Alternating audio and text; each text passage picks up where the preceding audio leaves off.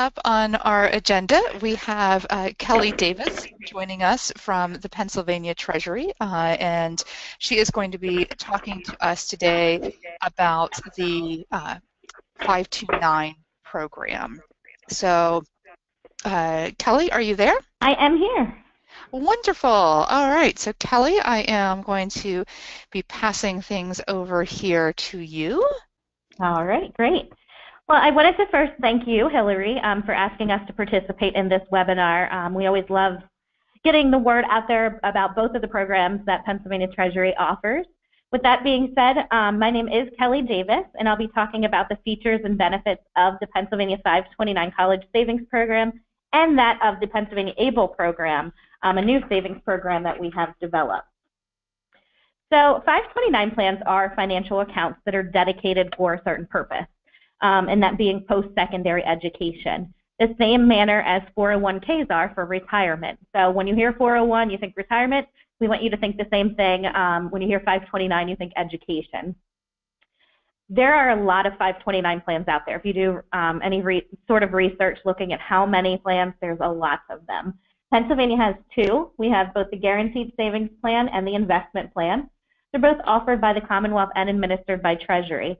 And we're pleased to say that the Guaranteed Savings Plan currently has 108,000 accounts with $1.9 billion in assets, and the Investment Plan has 114,000 accounts with $2.5 billion in assets. You can see a lot of people are taking advantage and utilizing these 529 plans.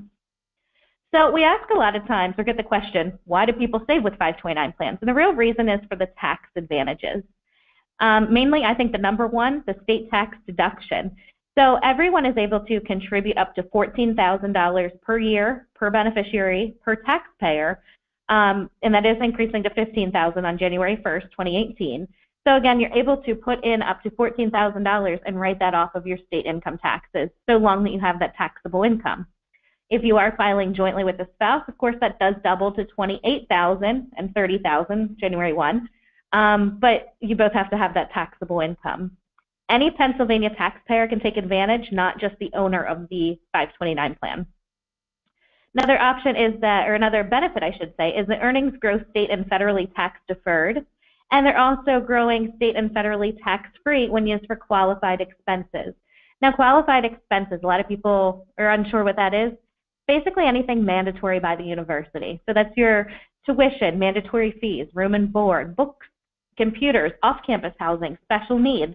So basically anything you can think of that would be required by that university. The contributions are considered complete gifts, but the account owner is the person that retains control, and they make all the decisions with the account. So something unique to 529 plans is that you can contribute up to 5 times the yearly gift tax allowance.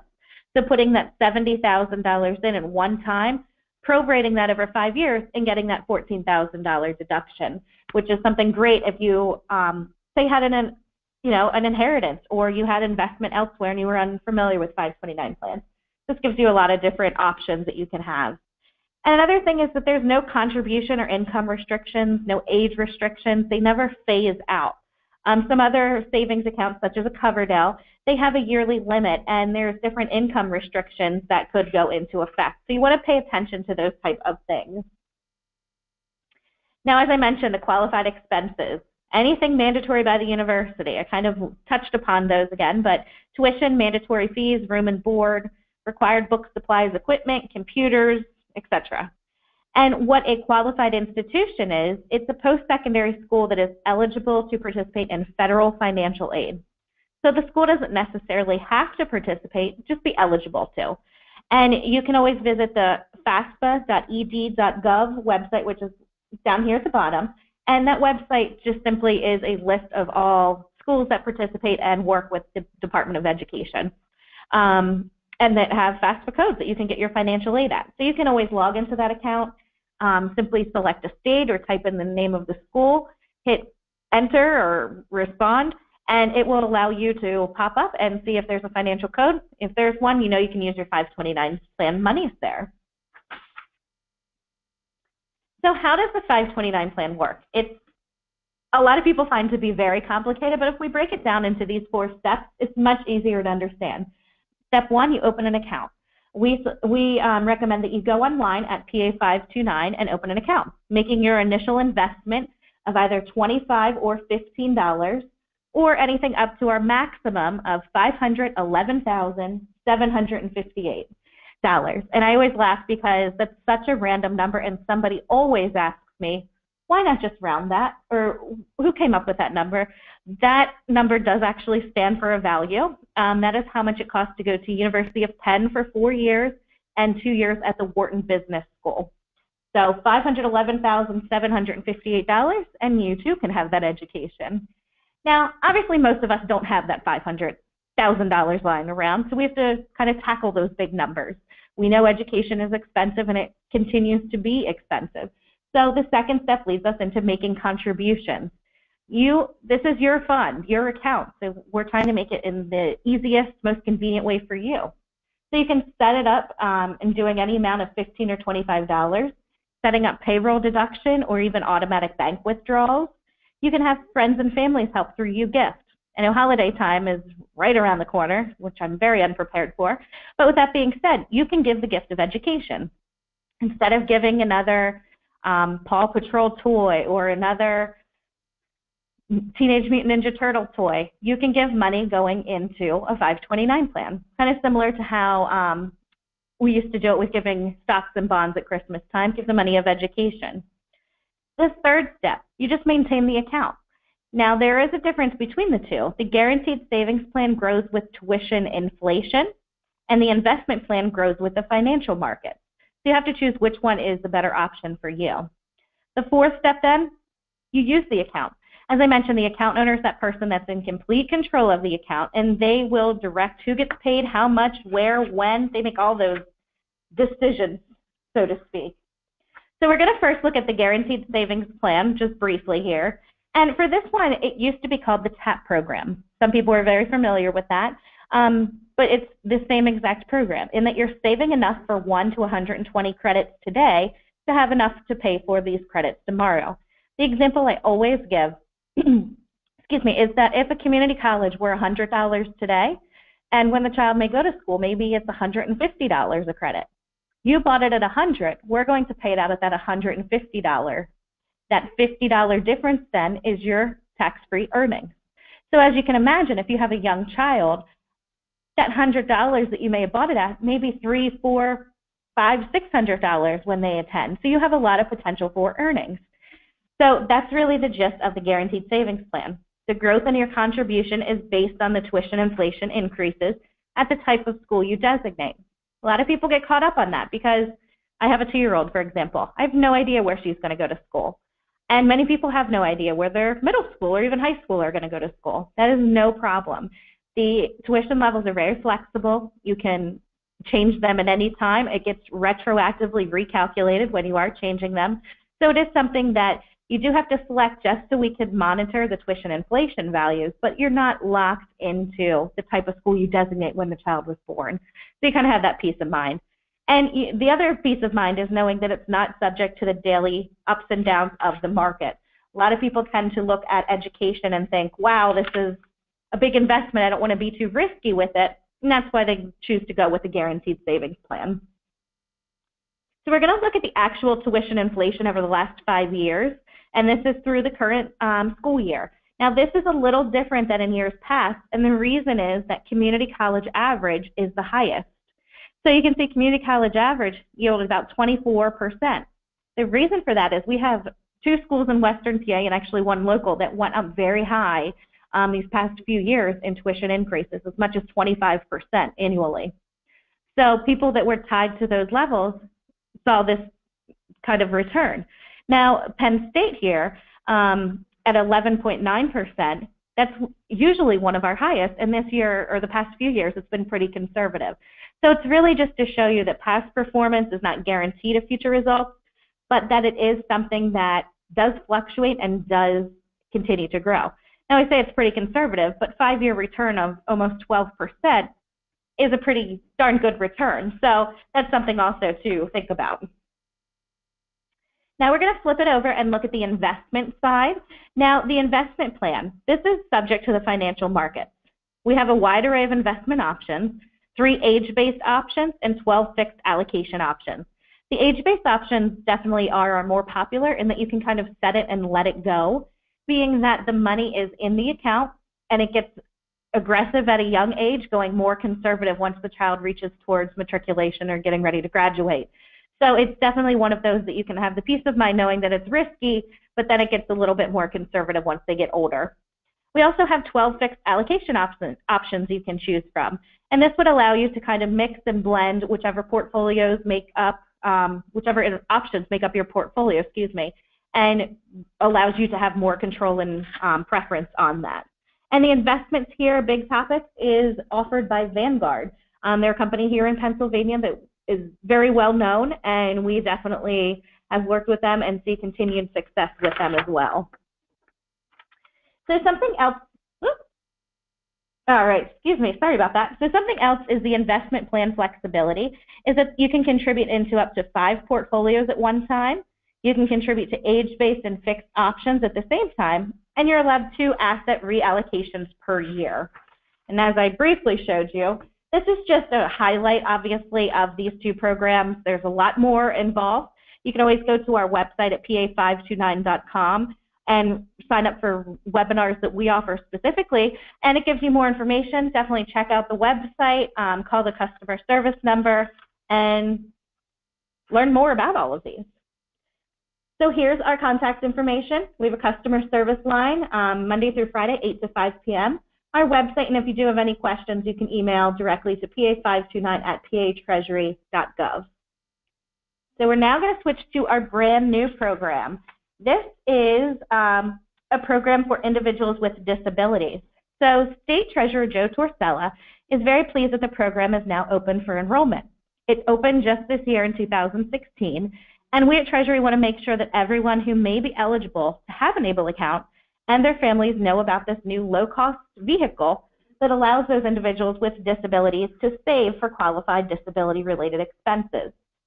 So we're happy to say that there are currently 850 accounts with $3 million in assets in under a year opening. We're pretty happy with that number. So what exactly is ABLE? ABLE stands for Achieving a Better Life Experience. And the federal and state law authorized the creation of the ABLE program. PA law gave Pennsylvania Treasury the responsibility to create, maintain, and administer Pennsylvania ABLE savings accounts. As you know, with many federal laws, the law itself provides the framework for the program. Some federal agencies, such as the Social Security Administration, have issued guidance for how ABLE accounts will affect other federal benefits, but some federal agencies simply have not given any guidance. So it does leave quite a bit of unanswered questions there, but we're telling you that what is presented here today is what we know, and it is potentially subject to change. But so far, nothing has been changed with these accounts, and what is moving forward is what we know now. So why do people choose to save with an ABLE account? It's really because you can save while maintaining government benefits. So assets in the PA ABLE account do not count against any federal need-based benefits, including SNAP, TANF, Medicaid, housing programs, student financial aid, and there's actually a few more beyond that. For SSI recipients, you can save up to $102,000. Previously, you can only save $2,000. Now you can save an extra $100,000 in your ABLE account without it affecting your SSI benefit. If you go above that $102,000 mark, that amount will just simply be returned to you, or returned to the sender rather, and then the SSI would be suspended but not terminated just until you get to that threshold. Medical assistance benefits would still continue regardless if you exceed that 102 or if you do not. Earnings in an ABLE account grow federally and Pennsylvania income tax deferred, and withdrawals for qualified disability expenses are federal and PA income tax free. And a recent advancement, something very brand new, is that with your ABLE account, you can now deduct up to $14,000, and of course increasing to $15,000 as of January 1, 2018, from your income taxes. This is only for PA ABLE accounts that qualify for this tax deduction, meaning that if you were investing in an outside state ABLE account, you would not get that deduction. This is only for those that are investing within Pennsylvania's ABLE account. So something to consider is that not all individuals will qualify to have an account. The federal law imposes two requirements. First being the onset of the disability must be before the individual's 26th birthday.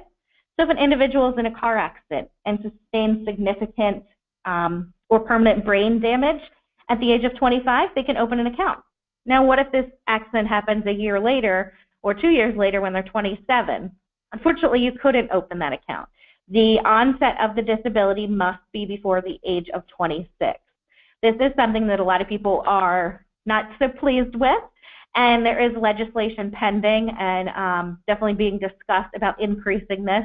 This was just simply a number that all the ABLE and the coalition kind of gathered and got behind in signing this and getting it into law. So we're hoping that there is some amendments to that. The second option is that you're eligible to receive SSI or SSDI. Third option is that you can self-certify. So in order to self-certify, there are several requirements for that as well. Of course, in addition to the disability being before the age of 26, the individual must have a physical or mental impairment that results in marked and severe functional limitation, which has lasted or is expected to last 12 consecutive months or result in death, or that person could be blind. Additionally, they must possess a written disability diagnosis signed by a physician who meets that SSA criteria. So generally speaking, a diagnosis alone is not enough. There must be some severe functional limitation. So what can we use these for? Let's talk about what the accounts can be used for. The short answer is anything, but it is your money and you can use it for whatever needs you want. But if you want to enjoy the benefits and protections within the ABLE law, it needs to be used for only qualifying disability expenses. So those are listed here. The federal law listed 11 categories given to you on this slide. But the proposed IRS regulations give a little more clarity, and they add basic living expenses without really defining that term. So they note that they are not limited to expenses that are medically necessary, nor do they need to be for the sole benefit of the person with a disability. So this could be a computer. While it may be a computer for the house, you can utilize your ABLE money because the individual with a disability is going to be utilizing that computer as well. So the bottom line is that the qualified disability expenses are being very broadly interpreted. So if you feel that they fall within these 11 categories or basic living expenses, then you can use your money for those. So opening and maintaining account. If you visit our website, paable.gov, and simply click Enroll, completing the enrollment process online should take about 10 to 15 minutes. We do have 7 different investment options that you can choose from. Again, conservative, moderate, aggressive, whichever suits your needs best. Contributions can be made online. You can also send them in by check, money order. You can opt to do payroll deduction or automatic contributions coming from a checking or savings account. Anybody can make a contribution. However, the account can only be maxed out each year at $14,000. So the max total of that one account that you're allowed to have is $14,000. So let's say Grandpa sent you some money and that exceeded that $14,000, you would just get that money and simply it would be returned back to the giftor, if you will. So, and this is of course increasing again to $15,000 in 2018. Contributions are considered complete gifts, and we do note that something that I was unaware of, if you are giving a gift to an individual with a disability, they by law are technically supposed to report that. If you buy groceries for somebody with a disability, they should report that to their benefits, and that could essentially reduce their benefits that they receive. So rather than giving them money to go into purchase groceries, put the money directly into an ABLE account, and they can take that money out right away to use for those basic living expenses, and they will not be subject to those taxes. So let's talk about fees. The topic nobody wants to talk about, but of course with any investment options there are some fees. So it is free to enroll. Anybody can sign up for those accounts if you meet those qualifying disabilities and the onset of the disability that we've just discussed. The annual account fee is $60. or you can have that lowered down to $45 if you receive your confirmation and statements via email and opt for e-delivery. So it's a lower fee for you. The asset-based fee ranges anywhere from a 0.34 to a 0.38% based on which allocations you designate. And if you elect a checking account, there is a $2 per month fee, but will be waived if you do decide to have that e-delivery status or you have an average balance of $250 or more in your account. So again, this presentation only provides highlights of the ABLE program. We do recommend visiting our website and reading the disclosure statement. You can call our customer service number as well to learn more about those. And I'll leave this up here for you before handing it over to Hillary, back to Hillary, I should say. But just to let you know, the ABLE program is something that we are very proud of. It's something that's been years and years of advocacy that's finally come into light and is now helping a lot of people out there. So it's something, these two programs together have helped thousands and thousands of Pennsylvanians and even non-Pennsylvanians, and it's just something that we're very pleased with here at Treasury. So again, thank you for participating today, listening to my section of the webinar, and I'll hand it over to Hillary if I have any questions. Thank you, Kelly. We do have a question. What happens to money left in an ABLE account upon death and the person received Medicaid? Great question. Is that a question you can answer? That is a question I can answer. Awesome. With Medicaid, it really is based on how old the person is that has passed. It is based on if they have any surviving spouses, or it gets a little tricky. So I would recommend that I would contact that person directly, just to give you a little bit more specific. But that's the general answer, but there's definitely much, kind of like one of those 1A, 1AB, 1ABC. So there's different little kind of segues into that. So I will definitely reach out to you and get you a more detailed answer to that. Absolutely. Thank you. Well, thank you. And another question. Let's see. Can 529 accounts be used for graduate school, or is it just for an undergraduate program?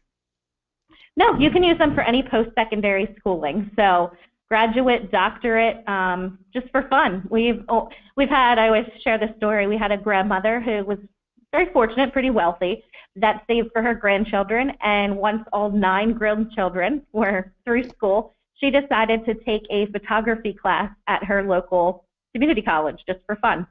So it's anything that you want post-secondary schooling, but absolutely. Awesome. Thank you so much. Well, Kelly, I appreciate your time with us this afternoon and your willingness to share that information with all of our participants. I know the 529 programs have been around for a while, but definitely some changes for those, or new information for those that maybe weren't familiar with it or just didn't know about it in the past. And certainly the ABLE accounts are brand new, not just in Pennsylvania, but across the country as that enabling legislation passed. So thank you again. Really appreciate it. Thank you.